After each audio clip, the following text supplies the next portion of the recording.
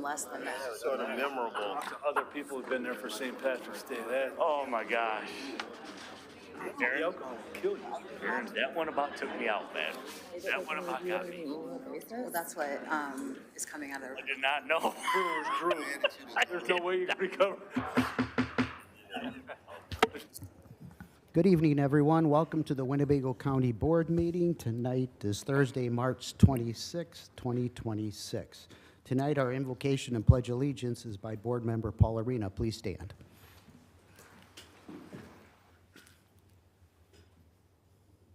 Lord, we are gathered here today to serve the people of Winnebago County. Please guide us so we act in the best interest of the people we serve. Lord, please watch over our first responders and all the other people who work to protect the health and safety of our residents. And Lord, please guide our world leaders to end the war and suffering that exists in the world today. We pray this trusting and believing in you. Amen. Amen. I pledge allegiance to the flag of the United States of America and to the republic for which it stands, one nation, under God, indivisible, with liberty and justice for all. Thank you, Mr. Arena. Mr. Thompson, are there any agenda announcements this evening? No agenda announcements. Thank you, Mr. Chairman. Thank you. Clerk Gummow, can you please call the roll? Certainly. Thank you, Chairman. We will start with Mr. Scroll. Here. Mr. Sweeney. Here. Mr. Tassoni. Present. Dr. Michael Thompson. Present. Mr. Ray Thompson. Present. Ms. Valdez. Mr. Webster. Here. Mr. Arena. Here. Mr. Booker. Present. Mr. Butita. Here. Mr. De La Trinidad. Here. Ms. Fellers. Present. Mrs. Gorel. Ms. Hansard. Here. Mr. Hoffman. Mr. Lindmark. Present. Mr. McCarthy. Present. Mr. McDonald. Mr. Neighbors. Here. Mr. Penny. Here. Thank you all, Chairman. 17 board members present, 3 board members absent. Very good, thank you. We do have a quorum. Are there anybody on Zoom? Who do we have on?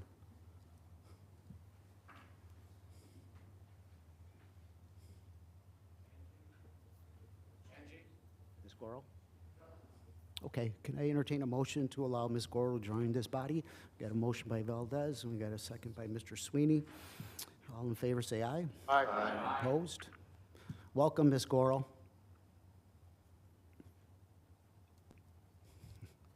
There she is.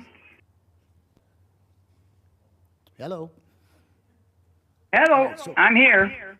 Okay, perfect. Before we start, just recently we lost 2 of our Winnebago County Sheriff deputies, one retired and one in active duty. I want to call up Sheriff Caruana to the podium here.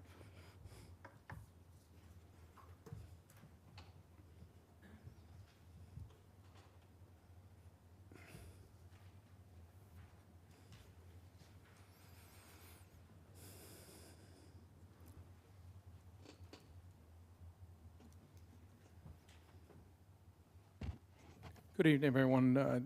Like the chairman said, we've lost a corrections officer and one of the deputies. Sad, and within a couple weeks, not even. Sad state of affairs right now. I just want to make note of them and their service and what they've done for the people of Winnebago County and the sheriff's office. So the first one that had passed away at 53 years old, William Bill H. Atwood, served the people of Winnebago County as a corrections officer with the Sheriff's Office from 2013 until he passed away on March 15th, 2016. Before joining the Sheriff's Office, he actually served in the United States Army National Guard, the 244th Chemical Division, and he served proudly our country and our county, so we appreciate him. And I'd like to have a moment. Would everyone stand for a moment of silence, please?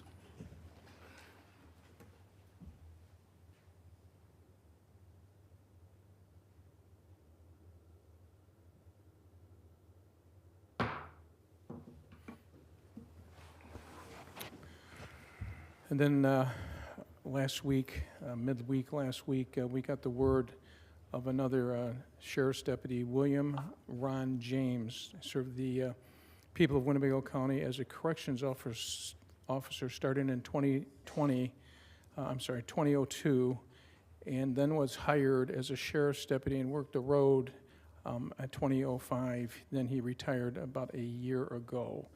He was very instrumental in assisting and helping found the multi-jurisdictional honor guard in Rockford, which is a combination of the state police, the other agencies in Rockford as an honor guard, and serves a lot of the funerals in different areas. He was very instrumental in that. Very sad, and again, young deputy in his early 50s, so we appreciate that. We again could stand in honor of a moment of silence.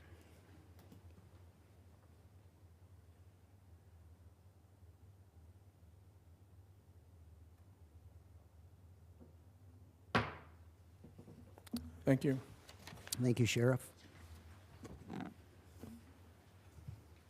Okay, so I'm going to go out of sequence here. I'm going to have our public participation come up first. I want to read a statement, and then we'll allow you to speak for 3 minutes. So comments shall be limited to 3 minutes. Speakers may not address zoning matters which are pending before the ZBA, zoning, zoning committee, or the county board. Personnel matters or pending or threatened litigation may not be addressed in open session. An individual may speak a maximum of 3 times per calendar year on the same topic. This prohibition shall include the repetition of the same topic in a statement on what is purported to be a different topic. Personal attacks or inappropriate language of any sort will not be tolerated. Our speaker tonight is Ms. Stephanie Hicks. If you want to come forward, please.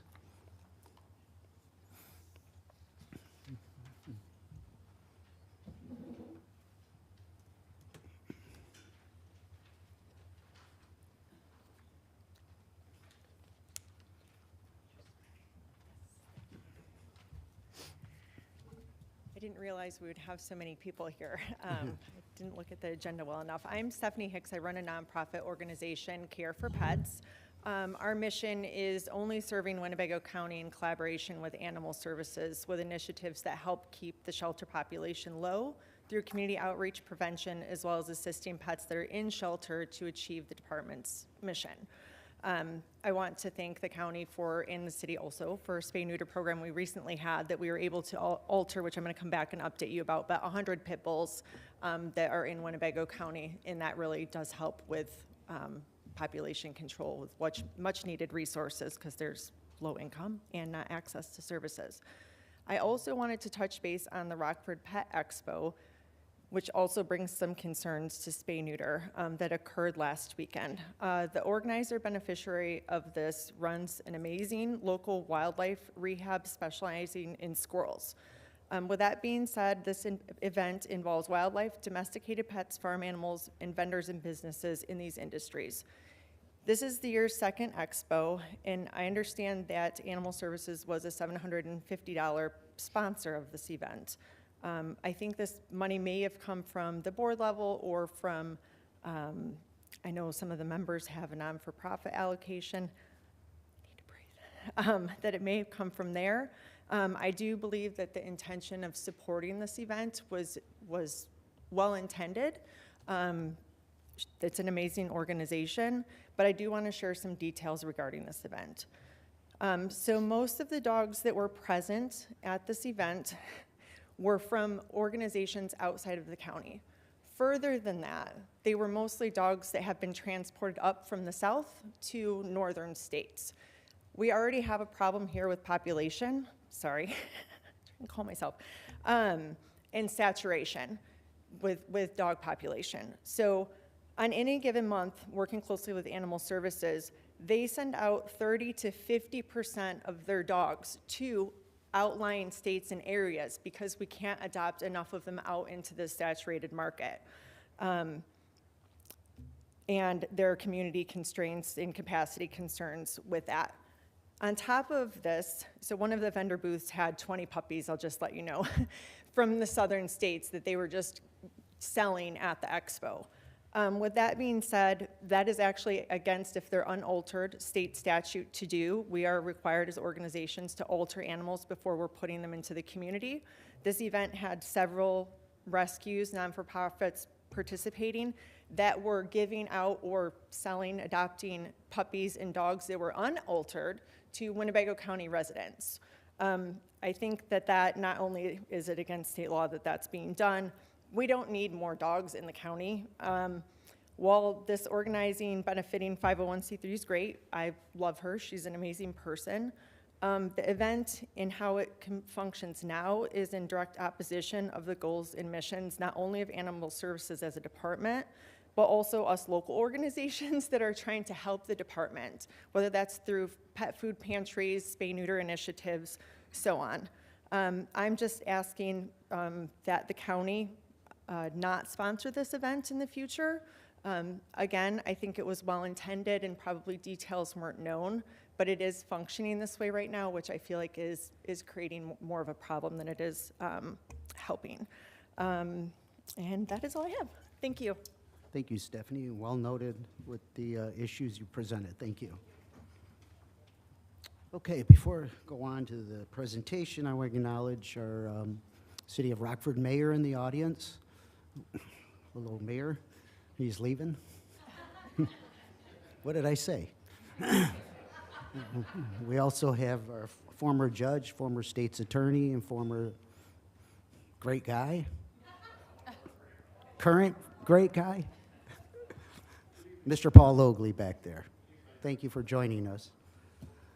All right, now we're going to have a presentation for the Carrie Lynn Center, Children's Center, updated by Kathy Pomahawk, Jay Hanley, and Kurt Wizahan. If you guys could come forward, please.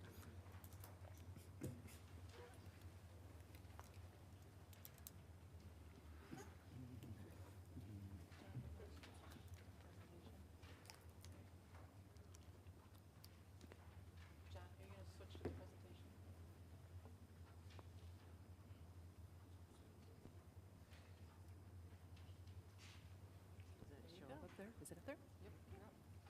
Awesome. Thank you so much for giving us an opportunity to talk to you tonight about the center and some of the plans that we have for the future. We're very hopeful.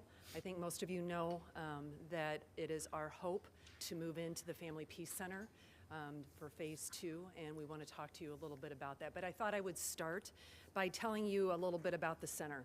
And giving you some history of the center and what we do, just in case maybe you don't know. I feel a little awkward talking about the history of the center when the OG historian is in the room. And Paul Logley obviously started the center. And Paul, if I get it wrong, please, see me after. Yeah. So the Children's Advocacy Center concept started in the late 80s. It started in Huntsville, Alabama by a visionary district attorney named Bud Kramer. He envisioned a home-like environment where children could come as a part of an investigation and be surrounded with services. And you see that we were right on the cusp of that.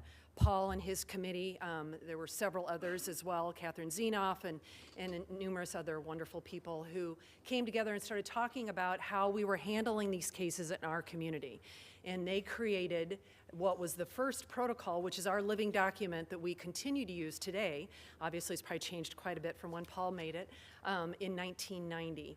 We're really lucky in Illinois to have legislation that supports advocacy centers as well. That's unusual around the country. It isn't, certainly not the standard, but the Advocacy Center Act was passed in '89 and mandates that every county have a protocol or a process in place on addressing these cases as well.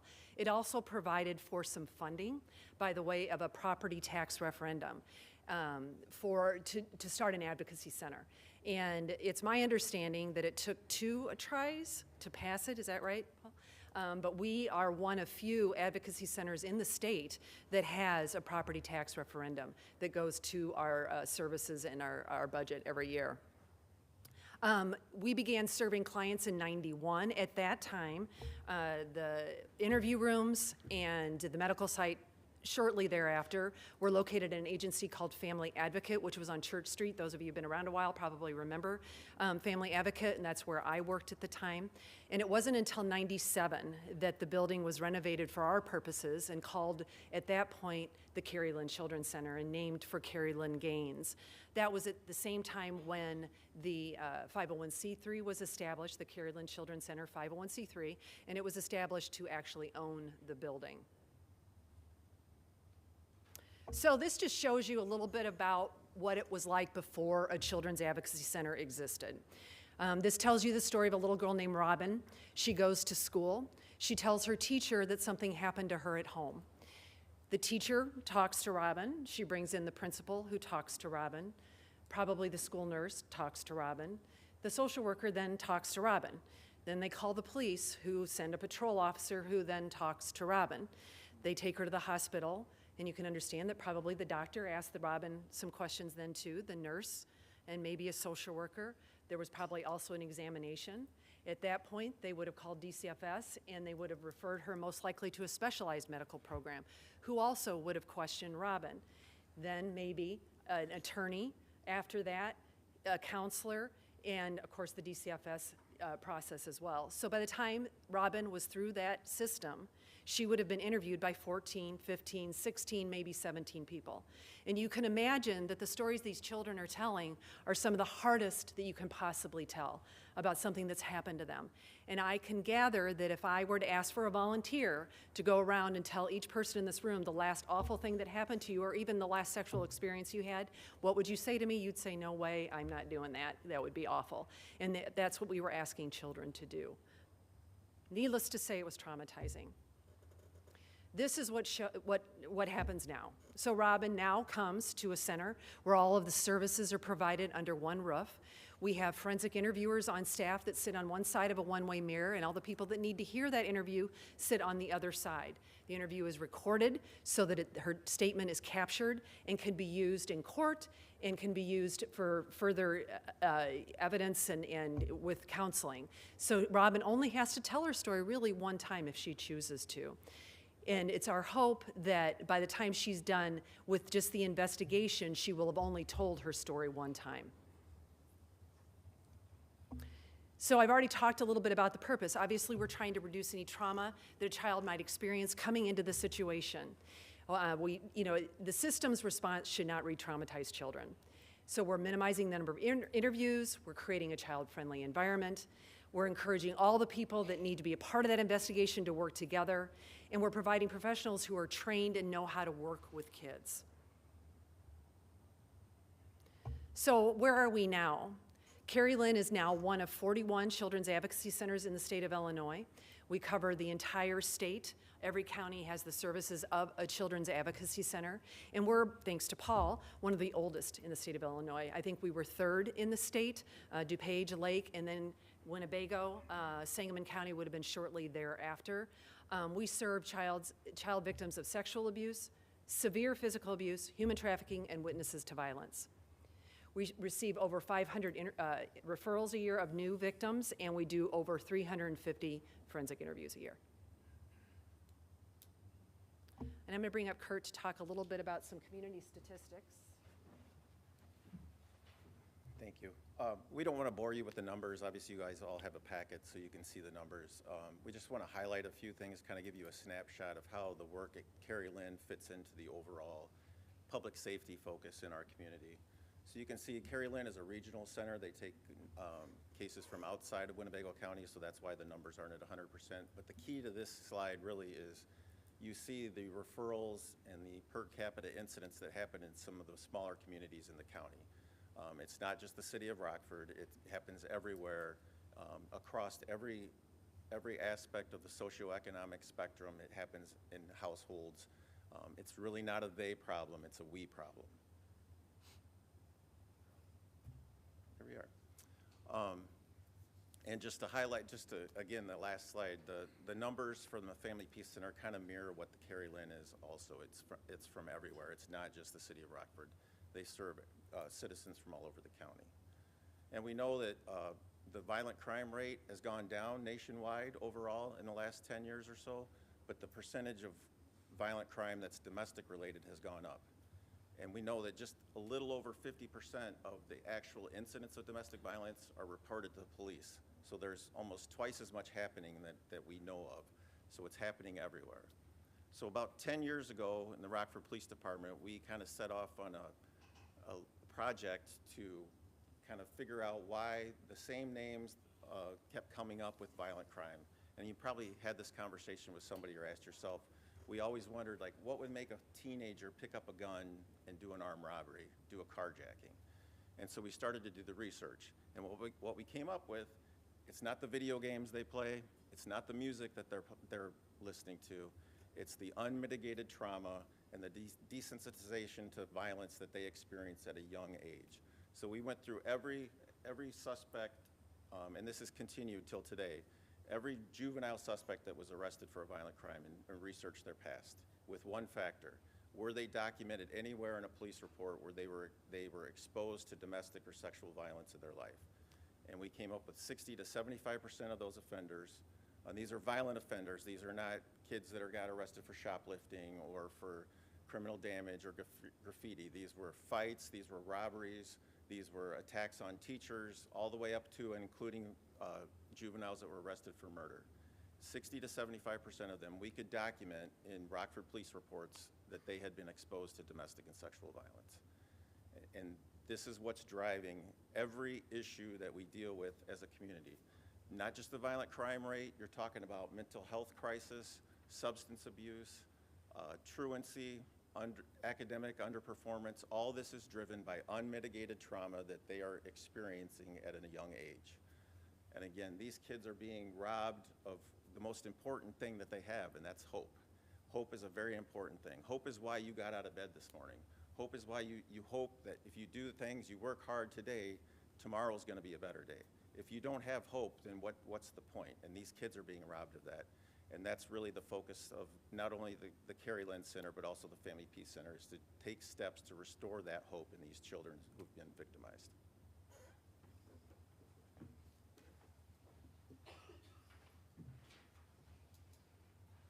The next few slides talk about the benefits of co-location, because I'm sure some of you are asking why we would even consider this when we've been in our space for quite some time.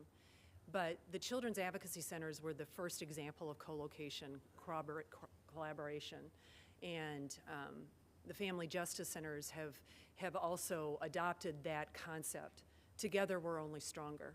We're bringing together our teams and our contacts and our resources and bringing them under one roof. For me, this slide, the most important thing is it's also going to be improved access to services for our clients. To be under the roof of the Family Peace Center gives us the ability to access all of the services that they also have, but their clients can also access us. They're bringing in children's services by bringing us in. We're acknowledging that these cases, the DV cases and the trafficking cases and the children that are witnessing violence are being impacted by the things they're seeing in our community, and we're giving them resources by bringing us into the Family Peace Center. So those are all things we're trying to achieve by doing this. I want to acknowledge that Jen Cachapalia and the mayor are here, and any of these, I'm sure they would be happy to answer any other questions beyond what I'm able to as well. Jay, do you want to come up? Yeah. Hi, everyone. Jay Hanley. I'm the state's attorney here in Winnebago County. First, I want to talk about what's my involvement with Carrie Lynn. So there's really kind of three different roles that I play. First, our office prosecutes cases that originate and come from Carrie Lynn, right? Law enforcement oftentimes originates cases or Carrie Lynn, and then we review those cases and ultimately decide whether those cases should be charged. So that's really number one. Number two, that Children's Advocacy Act requires that there be an advisory board to the Carrie Lynn Center. Law enforcement, DCFS, Rosecrans, and our office are part of that advisory board. I happen to be the chairman of that advisory board. It is advisory. It focuses more on the policies and procedures. Then you've heard about this 501c3, and let me back up. The county adjacent agency is actually called the Children's Advocacy Center of Winnebago County. The 501c3, which was formed, is actually called the Carrie Lynn Children's Center, Inc. And that 501c3, I serve as chairman of that nonprofit board. That's historically been the case. It doesn't have to be the state's attorney, but going back to Paul Oakley, that's who it was. And as mentioned, they have owned the building. They also supplement the work that Carrie Lynn does. So those are the ways that I'm involved with the Carrie Lynn Center. Going to this slide. So we wanted to show just generally what the total expenses and costs were. This we got from the Family Peace Center itself, and it shows you the committed revenue. I'm not going to read the numbers necessarily, and then the costs on the right-hand side. So that, again, provides some information on where the money that has been raised, where that's come from, and then the total cost of the renovation of the Hart Building. So we were approached on contributing to that build-out. And one of the things that, well, so let's talk a little bit about how it would operate. Carrie Lynn Center would essentially be a tenant of the Family Peace Center. There'd be some kind of lease agreement, and then there'd be a broader MOU for all the other tenants in the Family Peace Center. That would include Merit, Race, there's Prairie Street Legal, there's multiple potential tenants that would be in their agencies. There'd be a broader MOU. But that's essentially how it would operate. But getting back to the original point, Carrie Lynn would be a tenant of the Family Peace Center. All right, so I mentioned this 501c3. So in looking at essentially the ask and the cost of the build-out, we were approached and considered what we could contribute as the 501c3. And up to that, you know, in the months prior, really maybe years prior, we had discussed this, talked about the benefits of co-location, but ultimately we weren't sure what the ask was going to be of the county. Once we received that, we thought long and hard, and ultimately we voted to contribute $250,000 to the project.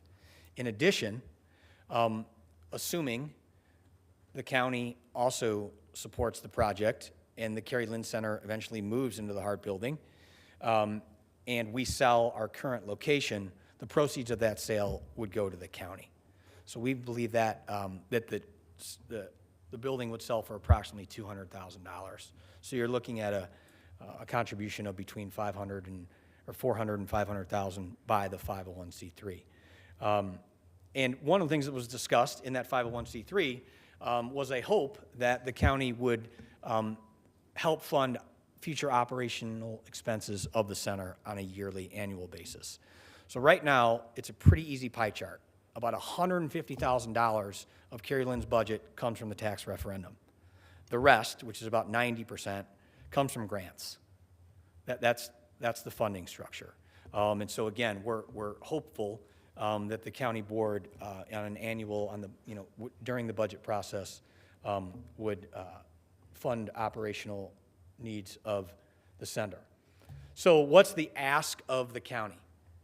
So it started at $866,000, which is the Carrie Lynn's portion of the build-out, its square footage. You'll see the plans there. It's slated to be on the second floor, along with Merit are really the primary tenants on that second floor.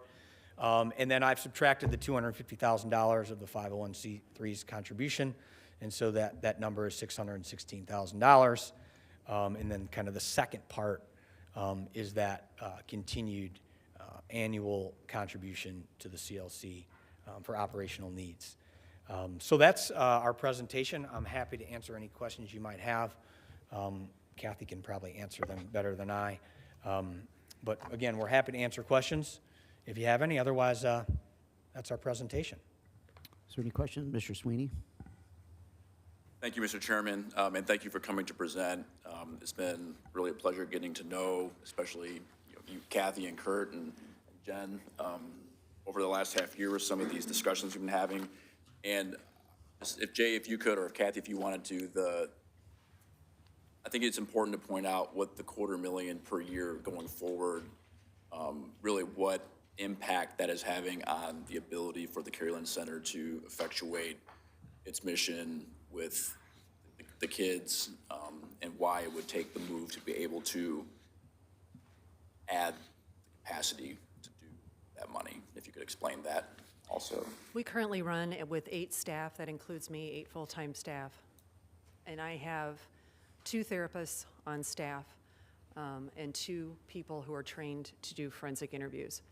We are running at a pretty fast pace, and we're doing a lot of interviews a year, and our referrals continue to go up.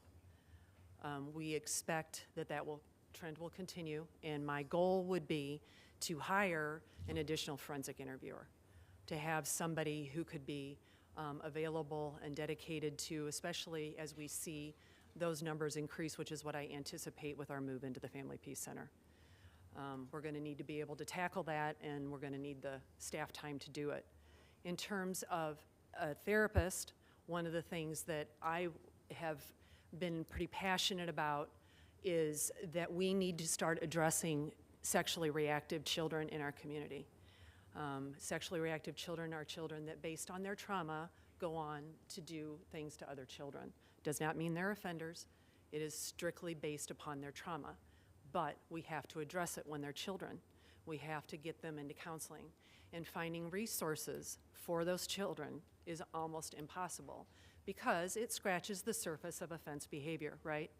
They're little, they're not offenders, but we have to be able to find a resource for them, and I would like to be able to train a therapist who can work with those children specifically to provide that as an option for families when they come to us. So those would be my goals with the $250,000, would be 2 additional staff members. Please. If I could just follow up, thank you, Mr. Chairman. So as a board member, or any board member, how they might hear $250,000 a year would be subjective to that individual, but to you, the Carrie Lynn Center, would it be fair that as a percentage of your current capabilities, that additional allocation is a significant increase in your capability to do what you do? Absolutely, would allow us to see significantly more children on a daily basis at the center. Absolutely, yes. Thank you. Thank you. Any other questions for now? Yes, Ms. Valdez. Thank you for allowing me to speak. I was just wondering if you could kind of speak to, I know that you mentioned that most of your funding was coming from grant allocations. I know that grants are very difficult to come by right now. I was just wondering if you could kind of speak to some of the difficulties that you may have had securing additional funding. Our grant funding, is always challenging. And in fact, one of the things that we've been told is that we're going to lose a significant amount of federal funding by the way of VOCA funding in the next year or so, which for us is what funds our therapists. So for us to lose that would mean that I would lose those therapists, which obviously would have a tremendous impact for the kids that we see and what we do at the center. We don't see increases in funding very often. Our biggest grant is through the Department of Children and Family Services. We have the Victims of Crime Act money, and then we have a small grant through the Attorney General's office as well as the tax referendum. And then we do get a small amount of fines and fees through the court system, but it's very minimal. So that's what makes up our budget. I have to work within that, but it's a constant threat, especially with the federal funding right now. All right, thank you. Any further questions right now? Yes, Ms. Fellers. I have a question and comment, actually, for the board. I was wondering, how many of us have daughters? I would just wanted to inform the board that statistically 1 in 4 of us will have a daughter who is sexually abused before the age of 17. That's a statistic I just wanted the board to know, that just in this room, 1 out of 4 of us. And that's who is being serviced by this. And it's 1 out of 6 boys. 1 out of 6 boys. Yeah. All right, thank you. Any other questions, comments for now? Yes, Mr. Penny. Good evening, thanks for the presentation. Just a quick question on the shared space. I'm trying to understand, are you going to be sharing space or duplicating space with the Women's Center, or is this all just going to be your space? The second floor, which is the top sheet, you can see the shaded blue, that's our space. Okay. We have about 5,000 square feet, not quite, which is about what we have right now. Okay. And then Merit will be the other space just below our blue space, which is one of our partners that we use regularly. They're at our center all the time. Got it. Do you see opportunity for shared employees at some point, or no? We haven't talked about that, but Okay, I was just curious. All right, thanks. All right, thank you. lots of possibilities, I suppose. Anything further? Okay, well, thank you very much for the presentation, Kathy, Jay, and Kurt. And thanks to the mayor and his team, Mr. Logley, Ms. Cachapalia. Very good, thank you. All right, we'll move on to the approval of minutes. May I entertain a motion to approve the February 26th and lay over the March 12th, 2026 minutes? We have Mr. Thompson motions, and we have a second by Dr. Thompson. Is there any discussion on either the approval or the layover of the minutes? Hearing none. All right, any board members opposed? Very good. Please cast a yes for all members present. Next is the consent agenda, which includes the raffle report and the auditor's report. May I entertain a motion, please? Ms. Valdez motions. Mr. Lindmark seconds that motion. Is there any discussion on the raffle or the auditor's report?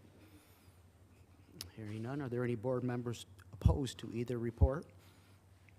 Very good. Please cast yes for all members present. Next, we have appointments. We have several to read in this evening. We have the Cherry Valley Fire Protection District. The annual compensation is $4,500 a year. It's for Mr. Doug Edwards. That is a new appointment to serve a 3-year term. We have the Cherry Valley Cemetery Association. The annual compensation is none. That's Kathy Patella. That is a new appointment to serve a 6-year term. Next, Sue Simpson. That's also a new appointment to serve a 6-year term. Then under the Chicago-Rockford International Airport Authority, the annual compensation is $1,800 a year. This is a reappointment for Jake Costanza to serve a 5-year term. Next, Emergency Telephone System Board, the ETSB Board, the annual compensation is none. It's a reappointment of Kirk Wilson to serve a 3-year term.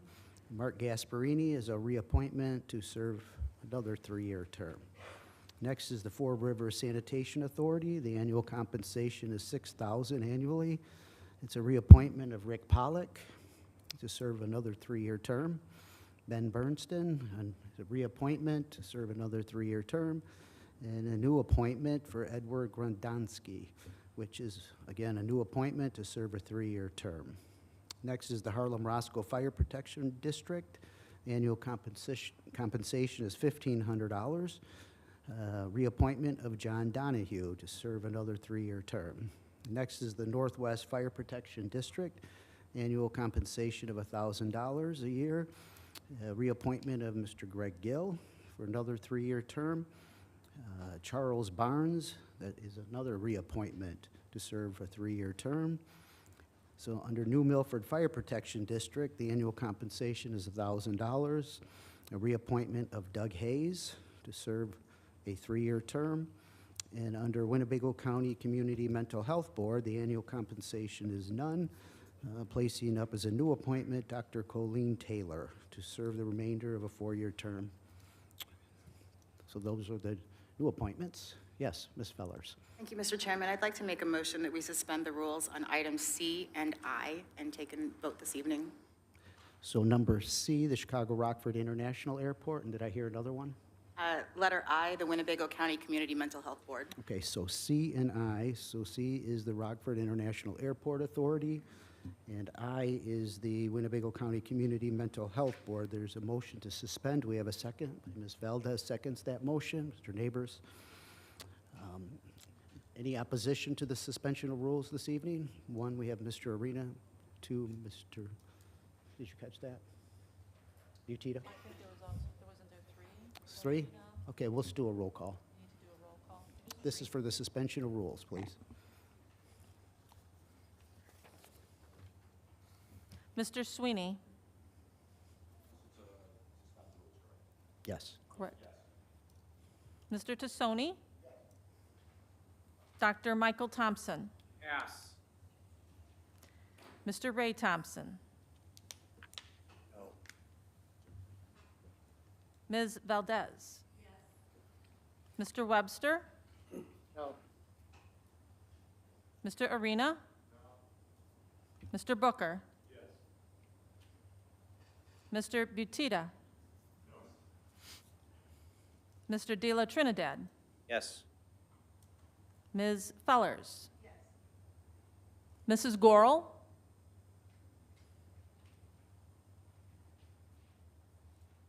Mrs. Gorel? I will come back. Ms. Hansert? There she is. Do we have Mrs. Gorel? Mrs. Gorel? She was there. Yes. Thank you. That was a yes. Mr. Lindmark? No. Mr. McCarthy? Yes.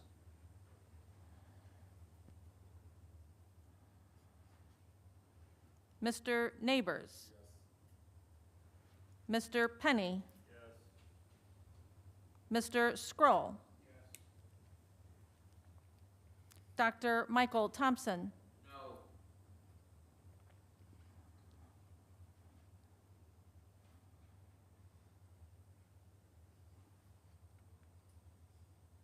Chairman, that's 12 yes, 6 no, and 2 board members absent.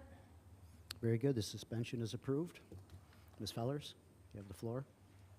Thank you, Mr. Chairman. I would motion that we approve items C and I, the appointments to the Chicago Rockford International Airport Authority of Jake Costanza and the Winnebago County Community Mental Health Board of Dr. Colleen Taylor. Thank you.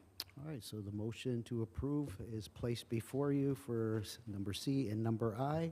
We have a motion and we have a second by Mr. Neighbors. Is there any discussion on these 2 appointments? Mr. Butita? Are we going to vote on those together or separately? She placed them together. Do you want to separate? I would.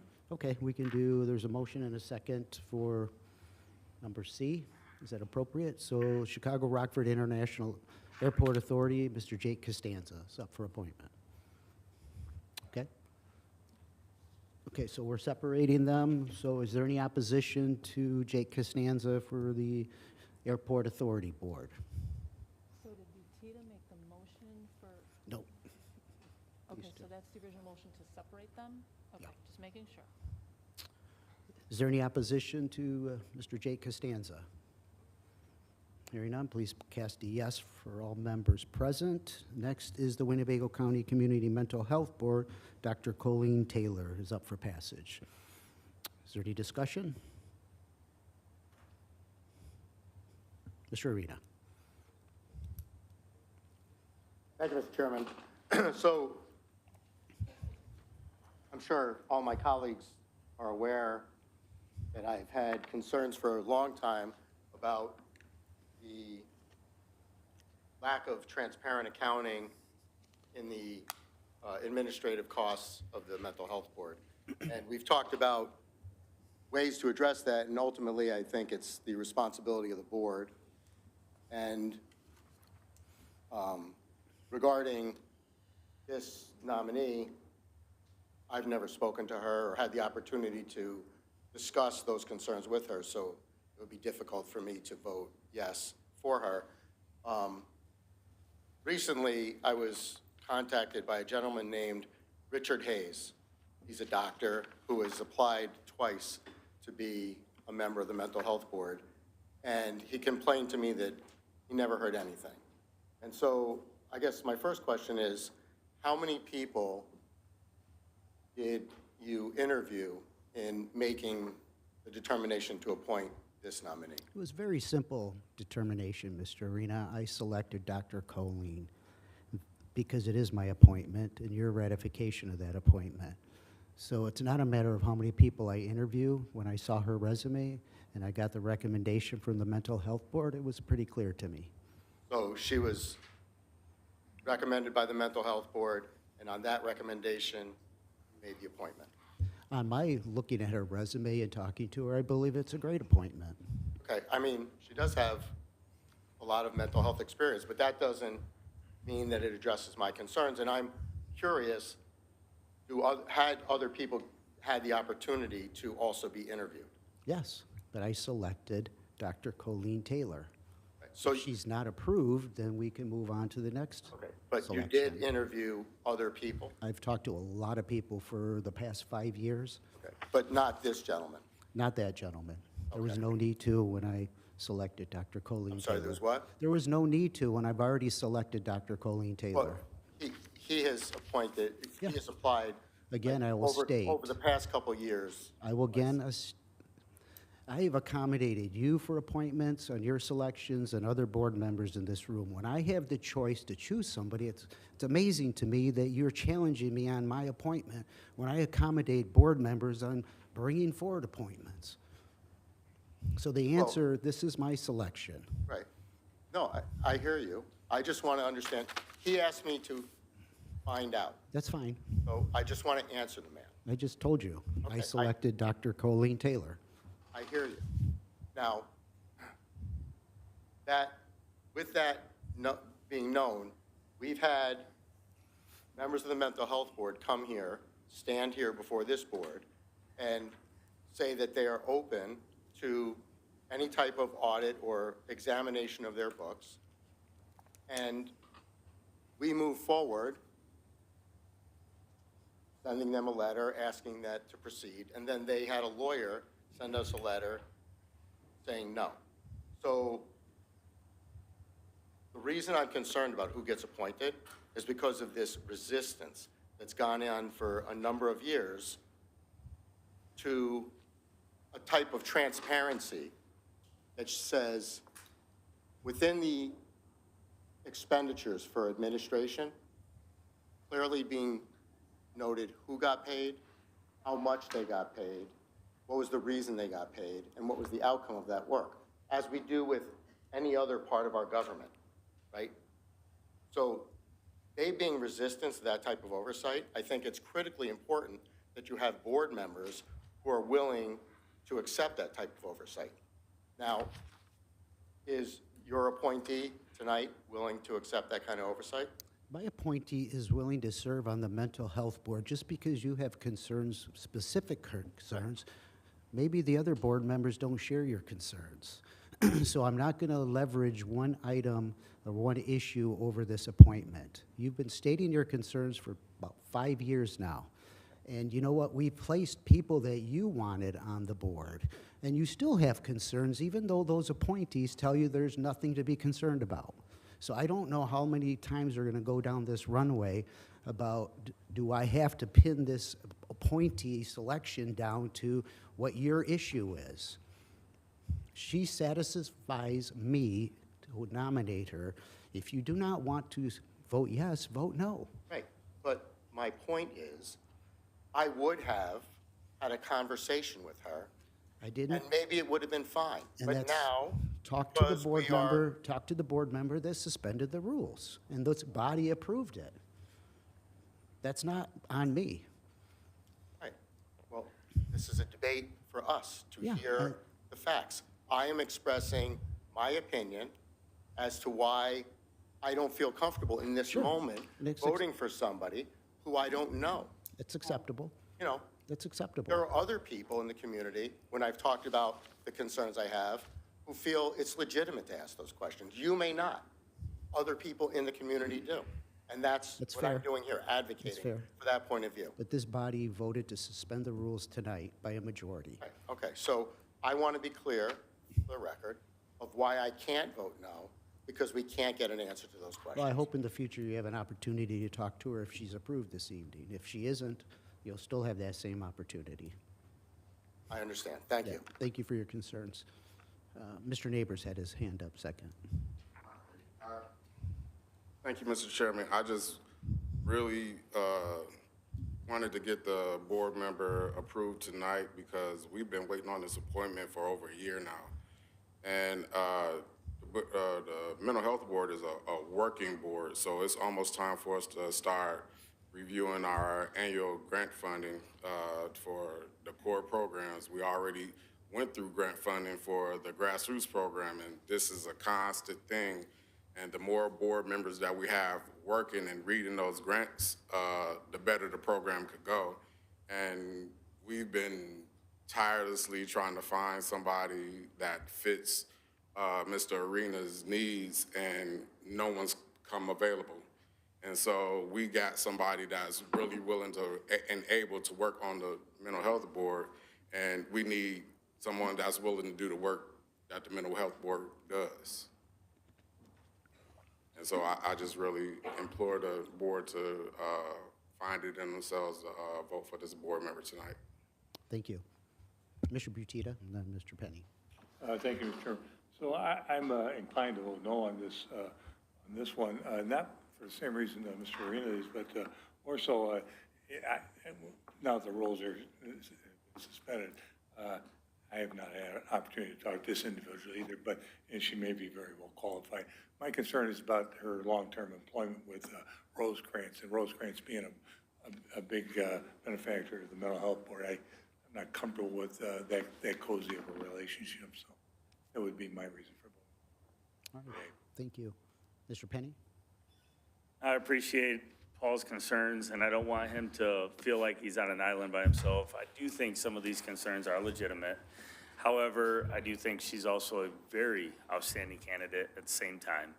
And so I do want to echo, I hope we can find some common ground for some of Paul's concerns as we move forward and we go ahead and get this person appointed and then keep this thing moving, keep the conversation going, because I think it's healthy. I think it's always healthy when we're talking about how can we get better at spending money and how do we get better at the services we provide. So that's all I've got. Thank you. Ms. Hansard? Thank you, Chairman, and thank you for everyone expressing their concerns. One of the things that I do not want this appointment to be held as a hostage, Dr. Taylor is very, very well qualified. This application has been before us several times as far as being presented to both caucuses. We've had plenty enough time to reach out to her with any concerns that we may have. I would like this board to understand that every time we deny a person or holding back this appointment, it just makes it harder. I have been to some of the mental health board meetings. They are a working board, as Mr. Neighbors has said. They have a lot of work that's ahead and that they're actually working on. We know that our community is in need of mental health services. We are doing the best that we can. With this referendum being passed, we are there. At the end of the day, the transparency is there. You're more than welcome to come to the mental health board meetings. If there's anything that you need to say or ask them, it's there. I think that in the onset of everything, as far as saying, okay, if there's some concerns from Mr. Arena, yes, we can address those. But I don't think we need to hold this appointment as a hostage. It's been almost a year. We've had plenty enough time to reach out to Dr. Taylor. Thank you. Thank you. Is there any other questions, comments? Okay, so are there any board members opposed to this appointment? Going to do a roll call? Thank you, Chairman. We will start with Mr. Tassoni. Yes. Dr. Michael Thompson. Yes. Mr. Ray Thompson. Yes. Ms. Valdez. Yes. Mr. Webster. No. Mr. Arena. No. Mr. Booker. No. Mr. Butita. No. Mr. De La Trinidad. Yes. Ms. Fellers. Yes. Mrs. Gorel. Here she is. Mrs. Gorel. Yes. Yes. Thank you. Ms. Hansard. Yes. Mr. Lindmark. Mr. McCarthy.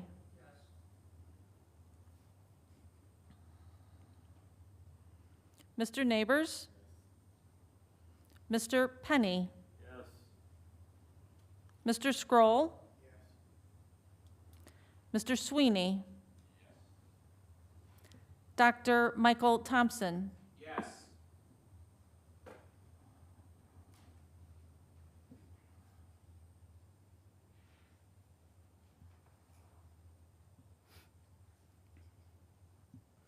Chairman, that's 13 yes, 5 no, and 2 board members absent.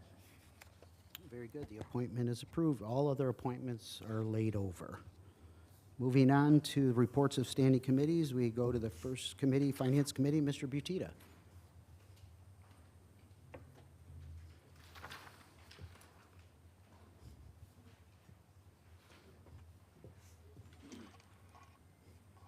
Thank you, Mr. Chairman. First of all, we have a resolution authorizing the IMRF benefit protection leave for Krista Olson, and I so move. Moved by Mr. Butita, and we have a second by Mr. Ray Thompson. Okay, Mr. Thompson seconds. Any discussion, Mr. Butita? No, sir. Any board member discussion on this resolution? Hearing none, are there any board members opposed? Very good, please cast yes for all members present. Mr. Butita. Thank you. Secondly, we have a resolution adopting the fiscal year 2027 budget policy, and I so move. Moved by Mr. Butita, and we have a second by Ms. Valadez. Any discussion, Mr. Butita? The only thing is it's the same policy as last year, just some of the dates have changed. Very good. Any board member discussion on this resolution? Hearing none, are there any board members opposed? Very good. Please cast yes for all members present. Mr. Butita. That's all this evening. Thank you. Zoning Committee, Mr. Webster.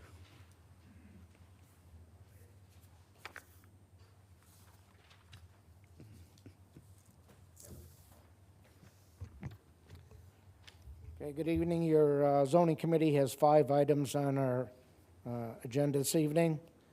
All 5 of these items will be read in for the 2-week layover, or layover to the next meeting. So the number one item on your agenda is the ordinance granting the site approval for the solar energy facility at 8114 Spring Creek Road. This has been read into the record previously. So for the record, I should say maybe the PIN numbers are 12-11-226-001 and 12-101-003. And for the layover. Number 2 item on your agenda is special use permit for the shooting range. And this and the next 3 items are related to that as well, so I'll read them in. So the special use is SU 0126. The first variance on there is VO 226. That's number 3 on your agenda. Number 4 on your agenda is VO 326. And number 5 on your agenda is VO 426 for the record, and they will be in for the layover as well. That's all we have. Thank you. Thank you, Mr. Webster. All items will be laid over. So next we move on to the Economic Development Committee. Mr. Sweeney.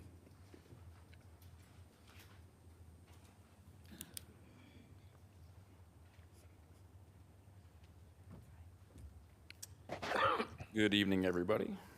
Tonight, the Economic Development Committee has 2 items for your consideration. The first item is the resolution authorizing the chairman of the county board to execute a redevelopment agreement by and between the County of Winnebago, Illinois, and Rock 39 LLC for Project Lilac, and I so move for its adoption. Moved by Mr. Sweeney, second by Mr. Penny. Discussion, Mr. Sweeney? Not for me, sir. Board member discussion on this resolution for the redevelopment, Mr. Arena. Chairman, so just to be clear, this is a 8-year abatement of property taxes, right? Yeah, actually, Mr. Dornbush, if you could kind of go through a few details on this. This is a rather significant development, and yeah, Mr. Dornbush. I feel that would be good of you to do. Thank you, Thank you, Mr. Chairman. Yes, it's 8 years at 50%. It's 1.2 million square feet. It's the 5th development we've had down on Baxter Road for it. They're anticipating around about 400 jobs for construction jobs for the site, 50 dock doors, and 160 knockouts for quick expansion down for a distribution warehousing facility down there. Mr. Arena. Did you say it's 8 years of a 50% reduction in property taxes? It's in a TIF district, so it's 8 years of 50% rebate. So they'll pay the whole tax portion, and then we'll rebate 50% back off the TIF from the TIF district. So the increment is actually very low right now. The tax bill, it's $3,000 for the parcel. We're anticipating that tax bill to go up to 1.7 million when it's all finished and completed. Right. So they'll get that for the life of the TIF. They'll get 50% of that, and then after that, then it'll go back up to the full. But right now, we're not capturing that. It's the increment is above what we're capturing. Just so, from terms of our revenue, immediately upon completion, our revenue, our tax revenue goes up, right? Because we're only giving away 50% of the property taxes, not all of it. That's what I was unclear on. Yeah, the increment will stay within it'll help pay off the bonds that are down there. So some of that increment will help pay off the bonds for it. But come year 2035, then we'll see an increase in the general fund for the property taxes for all those properties down there. Okay, so for us, we incentivize, and in Yes. 8 years, we realize a positive revenue stream off of the. Correct, and it helps offset the cost of the water, the upfront infrastructure for the roads down there that the county's already put forth. But that was a separate thing, right? There's an upfront reimbursement for the roads? Yes, but I understood yes. it? Okay. I just want to make sure I understood the financial. I think it's a great thing. I do. I just want to make sure I understood, how it would work. Thank you. I think they're seeking 4 cuts. Correct. To enter that property of 91 acres. I believe that's what's anticipated in each cut. And maybe Carlos is like $4,000 per acre for the cuts? $3,900? Okay.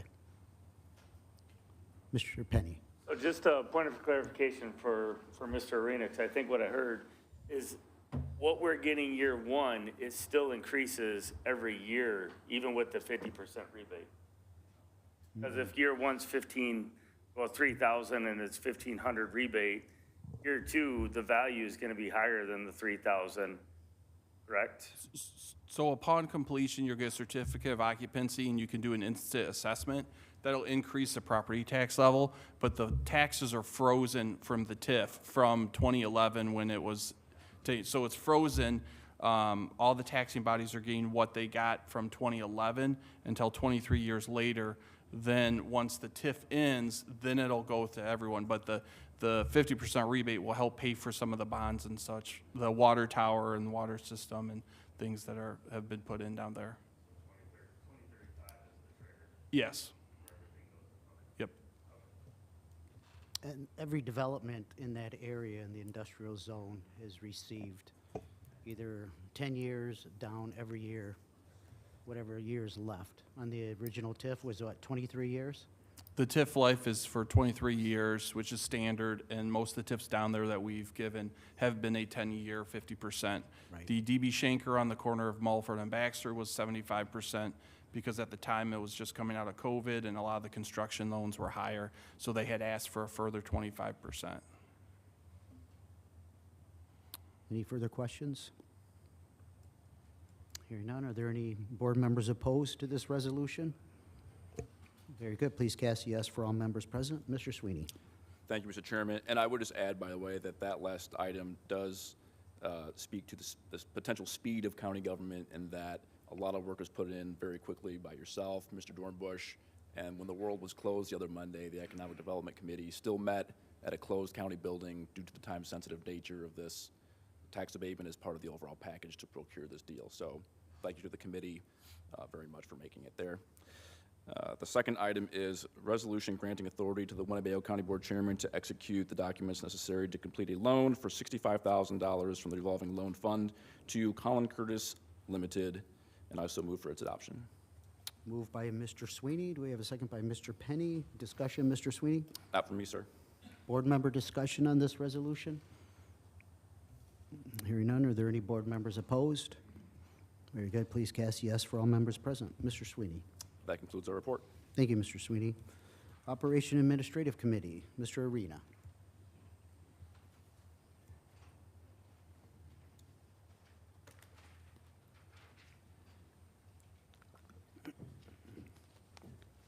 Thank you, Mr. Chairman. The first resolution from the Operations Committee is a resolution authorizing execution and amendment of Section 5311 Grant Agreement for fiscal year 2027, and I so move. Moved by Mr. Arena, second by Mr. Penny. Ms. Valdez. Discussion? Thank you, Mr. Chairman. So this is a procedural matter related to grants for the rural transportation system that we have put in place. Yes. Any further discussion on this resolution? Yes, Ms. Valdez. I just wanted to say thank you for the presentation that we had at the Operations Committee from the Rural Transportation. It was very great to hear all their statistics, and, you know, I'm very excited for the direction that this project is moving. So, Yeah, it's definitely exceeded our expectations, and I know the state of Illinois is also. Very good. Anything further? Discussion on this resolution? Hearing none, are there any board members opposed? Very good. Please cast yes for all members present. Mr. Arena. Thank you, Mr. Chairman. The next item is a resolution authorizing execution of the acceptance of the special warranty grant for rural transportation for fiscal year 2027, and I so move. Moved by Mr. Arena, second by Ms. Valdez. Discussion, Mr. Arena? Thank you, Mr. Chairman. This is just a companion item to the other procedural thing for us to accept the grants that are being offered to fund this system. Very good. Board member discussion about this resolution? No? Are there any board members opposed? Very good. Please cast yes for all members present. Mr. Arena. Thank you, Mr. Chairman. The next item is an ordinance amending Chapter 26, Article 2 of the Winnebago County Code of Ordinances regarding raffles, and I move to suspend the rules. We have a motion to suspend by Mr. Arena, a second by Mr. McCarthy. Are there any board members opposed to the suspension of rules for this ordinance? Very good. Please cast yes for all members present. The rules are suspended. Mr. Arena. Thank you, Mr. Chairman. I move for the approval of ordinance amending Chapter 26, Article 2 of the Winnebago County Code of Ordinances regarding raffles. We have a motion to approve. Do we have a second by Mr. McCarthy, Mr. Booker, and others? Any discussion, Mr. Arena? Thank you, Mr. Chairman. I just want to commend you and Mr. Dorenbush and Ms. Elliott and everyone who worked on getting this done. I know it's been something that's been worked on for a long time, and there's a lot of members of the community who are anxious to have it completed. I know that they attended the Operation Committee meeting, and they were very grateful when this was approved there. So I wanted to make that comment. And I also, as a housekeeping maneuver, Clerk Gumow, in reviewing this, and since it directly affects her office, had noticed a procedural problem in how we had reporting done within it. So for that reason, I move that this item be amended in section 26-88, titled Record Keeping of Gross Receipts, Expenses, and Net Proceeds, paragraph C, the second paragraph beginning with for general raffle, adding the words and poker run licenses.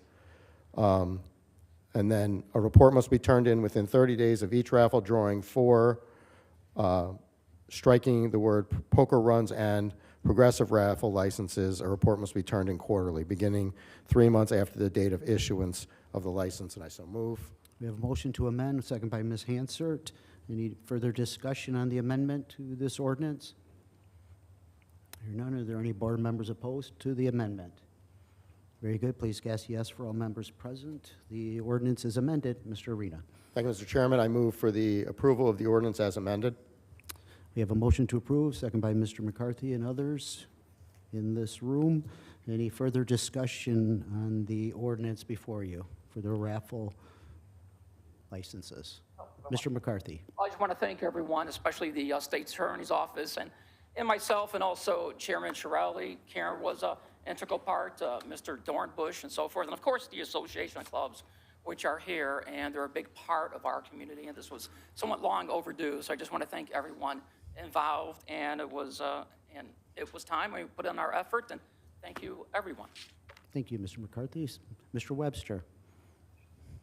Yeah, thank you. I just want to say we took the long way home, but you got here. Thank you.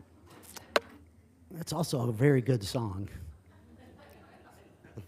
I think we all can agree it took a longer way home, but we're here. Any further discussion? Hearing none, are there any board members opposed? Very good. Please cast yes for all members present. The ordinance is approved, finally.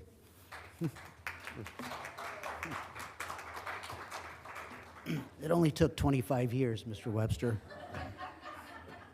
Mr. Arena. Thank you, Mr. Chairman.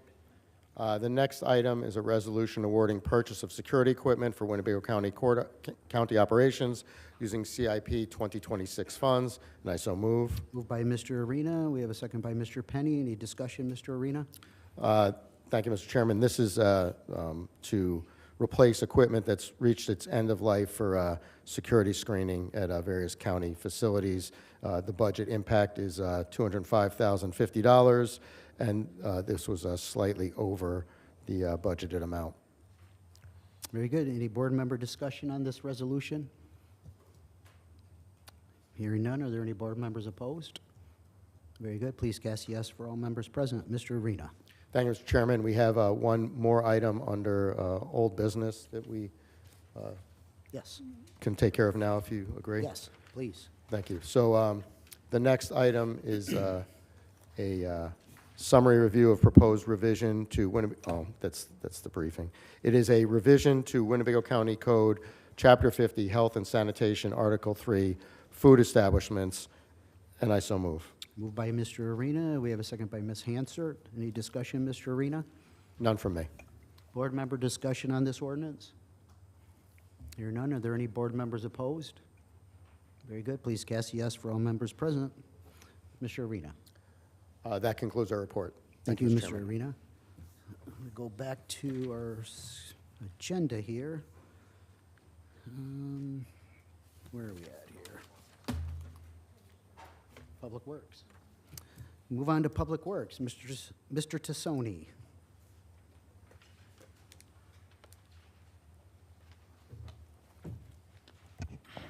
Thank you, Mr. Chairman. Good evening, everyone.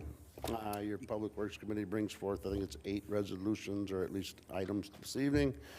First item on the agenda is Resolution 26-013, and it's a resolution authorizing a Phase 1 engineering agreement with IMEG Consultants Corp. For the Latham-Ralston Road corridor and for appropriating MFT funds. I would so move that item.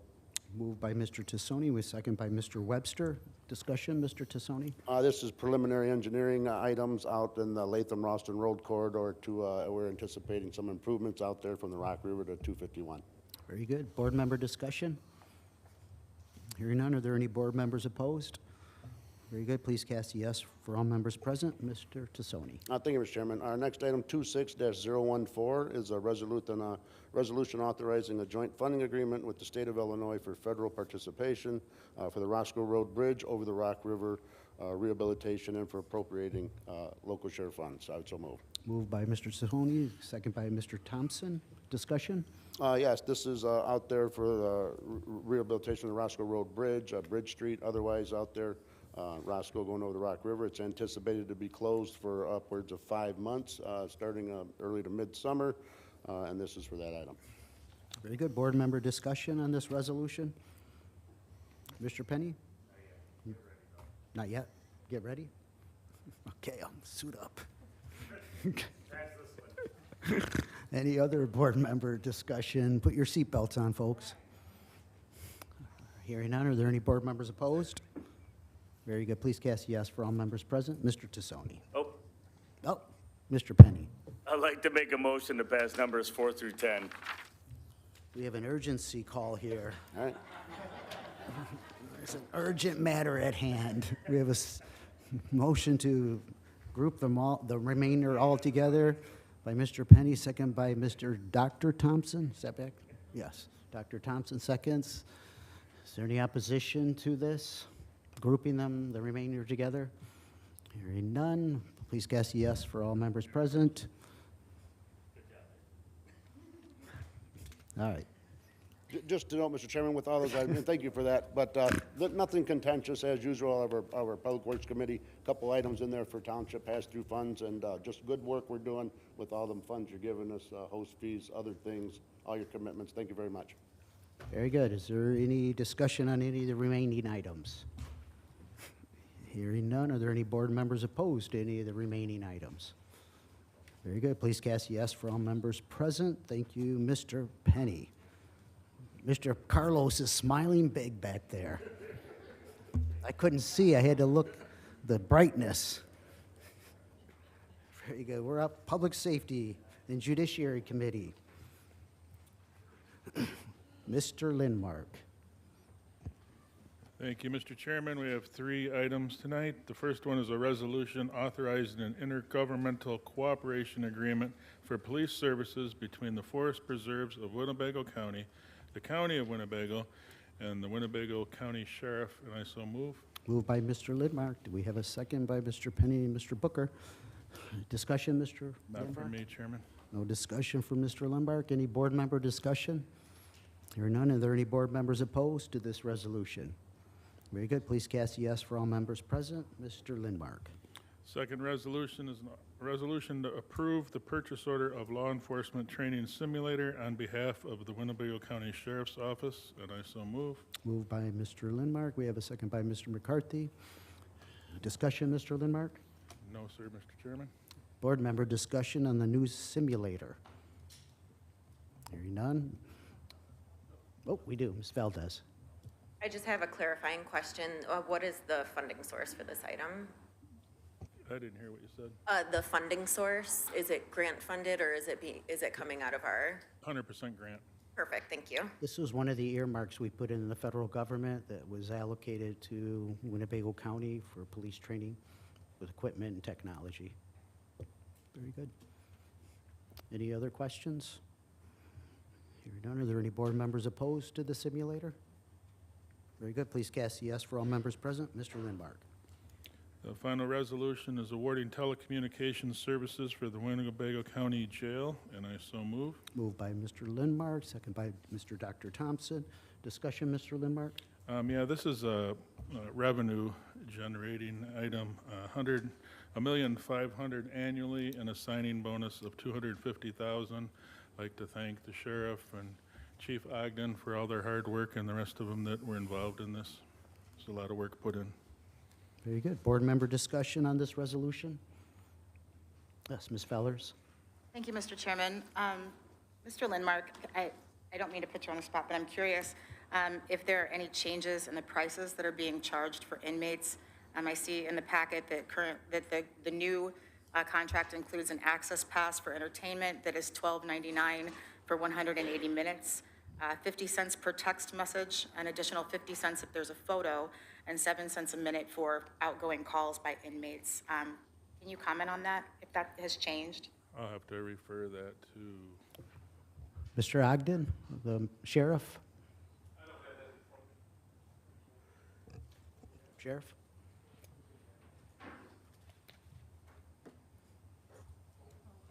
Hope? Thank you, Mr. Chairman. I would say everything is in line with what it previously was. The FCC really heavy regulates this contract and what we can be charging to the inmates, so it's in line with that.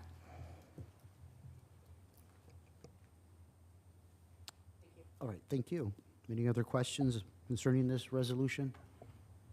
Hearing none. Are there any board members opposed?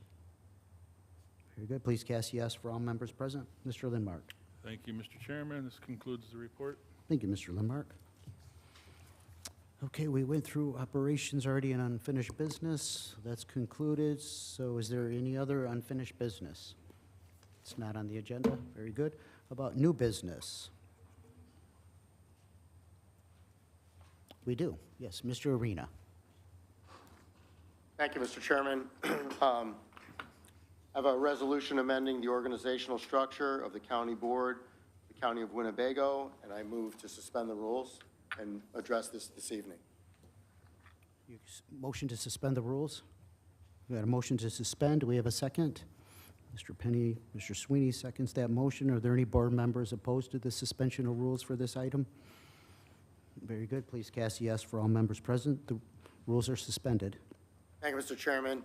I move to approve the resolution amending the organizational structure of the county board of the County of Winnebago. Very good. We got a motion, and we have a second.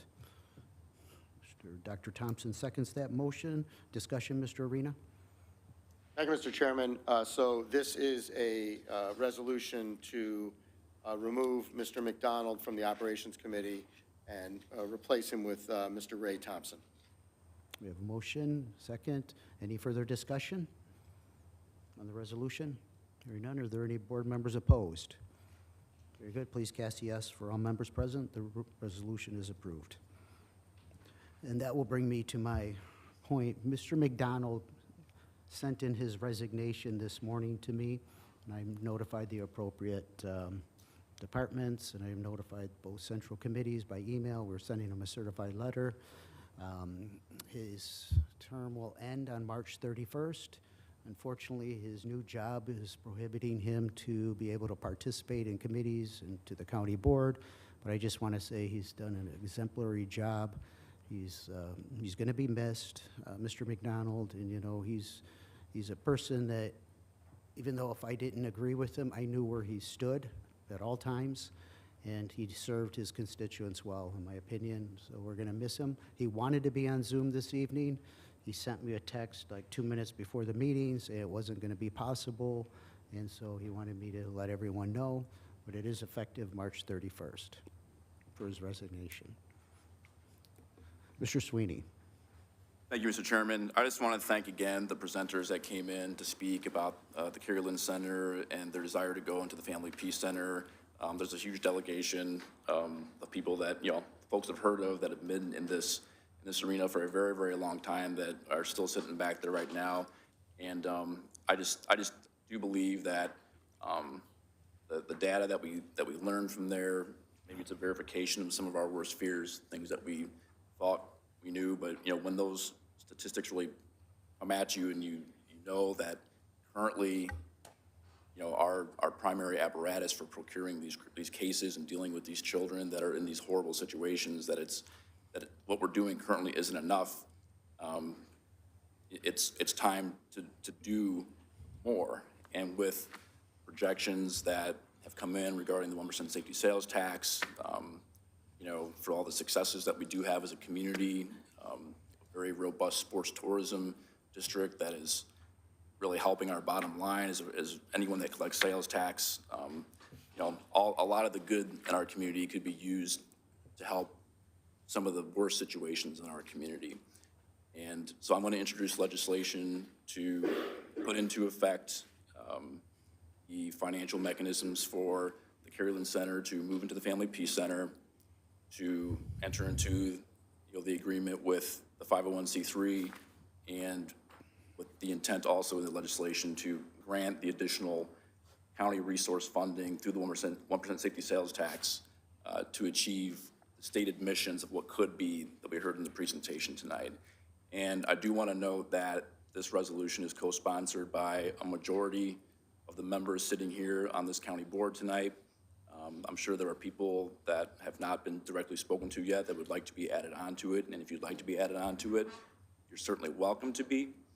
I also want to state for the record that the letters of support that are in your folders here of the presentation. I don't know if you've looked at them or had time to look at them, but the letters of support for this legislation in the belief that the county should step up and increase its contributions and efforts on this issue of child abuse and sexual violence includes State's Attorney Jay Hanley, Sheriff Caruana, former State's Attorney Paul Logley, Chief of the Rockford Police Carla Redd, Rockford Mayor Tom McNamara, McChesney Park Mayor Steve Johnson, Loves Park Mayor Greg Jury, Loves Park Police Chief Michael McCammon, the Roscoe Village President Carol Gustafson, the Roscoe Police Chief Tim Hawley, the Rockton Village President John Peterson, and the Rockton Chief of Police Matthew Hollinger. Just wanted to state that in for the record, and I would like to refer the resolution granting public safety sales tax funding to the Children's Advocacy Center of Winnebago County to support renovations and its co-location at the Hart Building located at 214 North Church Street, Rockford, Illinois, to be referred to the Finance Committee for a vote at the next Finance Committee meeting. Thank you. Thank you, Mr. Sweeney. Any other new business? Mr. Webster, you have new business?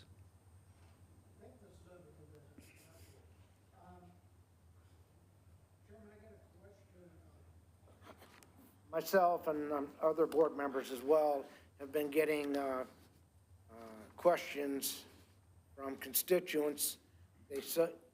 They've seen something on news there that says the city-county cooperation or something like that in the data centers. And so you get these calls saying, what are you guys doing with that? And I said, I don't know. So you'll have to call the chairman and ask the chairman. So in that vein there, can you tell me something that I could respond to my constituents about any involvement whatsoever? Sure. with the data centers, please. Yeah, so there's about 1,100 acres south of the airport that is zoned heavy industrial in the city of Rockford. There's a developer, which is called Monarch Energy, that has put under contract most of the land out there. Originally, it was for a waste-to-energy facility, but when the federal government changed the treasury rules, they pivoted. There is no data center project at this time. It's zoned for a data center, but I can assure you, if a proposal comes forward to the city of Rockford, there's going to be a lot of due diligence that will be occurring about the energy, the water, the effects to the land, to the air. But at this point, what you can clearly say is there's no project on the table that has been proposed. It was announced in the media. I believe that they're courting a data center, but there is no end user that I am aware of, or either the city of Rockford is aware of. If that changes, we will let the board know. I don't believe at this time there's anything much to talk about as a data center, because I would love to have a real good discussion about a data center at some point if there is a project, or even if you don't want to, if there isn't a project, we can talk about future land zoning for data centers. But unfortunately, I don't have anything other than that to offer you up. Thank you. That's what thank you. That's what I wanted to know, so I can respond to my constituents and tell them, no, the county has no involvement in a data center at this time. Yeah, I believe the land out there was annexed to the city of Rockford maybe 20 years ago. And some of the land that was annexed also is in Ogle County that's Correct. been annexed in. So, yeah, it's a nice piece of land. That's the piece of land that the rail is running, the private rail line is running through it.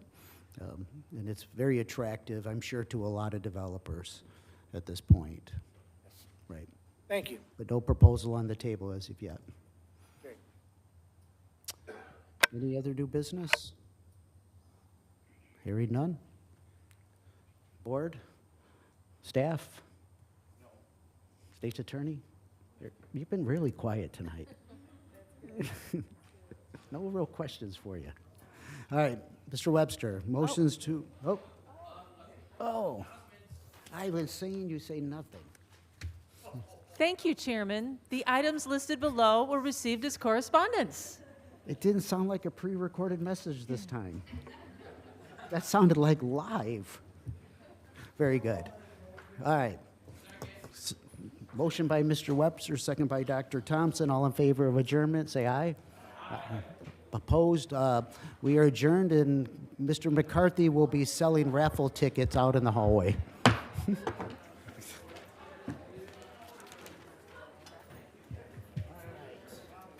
How'd we do? Good?